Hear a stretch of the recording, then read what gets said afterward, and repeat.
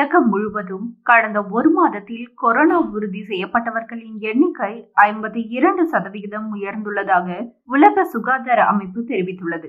கடந்த 2019ஆம் ஆண்டு முதலில் சீனாவில் கண்டறியப்பட்ட கொரோனா வைரஸ் பாதிப்பு உலகம் முழுவதும் வேகமாக பரவியது. கொரோனாவால் உலகில் பெரும்பாலான நாடுகளும் கடுமையாக பாதிக்கப்பட்டன.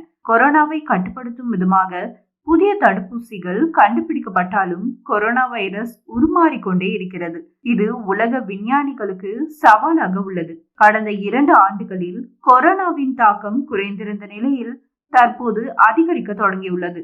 இந்நிலையில் கடந்த ஒரு மாதத்தில் மட்டும் கொரோனா வைரஸ் தொற்றால் பாதிக்கப்பட்டவர்களின் எண்ணிக்கை 52% அதிகரித்துள்ளது என உலக சுகாதார மையம் கவலை தெரிவித்துள்ளது.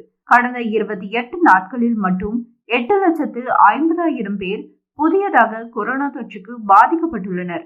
இதற்கு காரணம் JN1 கொரோனா வைரஸ். 3,000க்கும் மேற்பட்டோர் உயிரிழந்துள்ளனர். பனிப்பொழிவு அதிகமாக இருக்கும் நாடுகளில் மட்டும் JN1 வகை கொரோனாவால் பாதிக்கப்பட்டவர்களுக்கு சுவாச கோளாறு ஏற்படுகிறது. கொரோனா பாதிப்பு அதிகரித்து வருவதால் மக்கள் அனைவரும் முகக்கவசம் அணியவும் அடிக்கடி கைகளை கழுவவும் உலக சுகாதார அமைப்பு அறிவுறுத்தியுள்ளது.